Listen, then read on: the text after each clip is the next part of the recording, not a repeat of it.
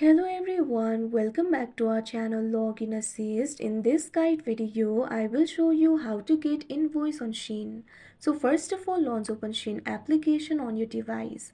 You can see over here Shein application has been opened. So if you want to get the invoice, you'll have to go to your orders interface.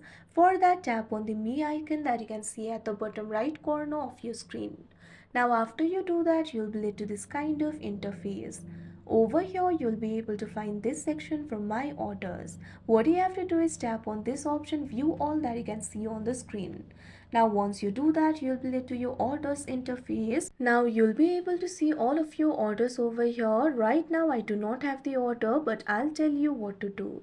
So what you have to do is simply find the specific order for which you need the invoice. After you do that, in that particular order, you'll be able to find the button labeled view invoice or view. Tap on it. If this option is not immediately visible, check under the three-dot menu icon or in the track section. After you do that, you'll be able to view the invoice. Now tap on the option view or download in order to save or print the invoice for your records. So like this, you'll be able to get the invoice. So that is how you get invoice on Shein. I hope you found this video helpful. Thank you for watching. Make sure to like, share and subscribe to our channel.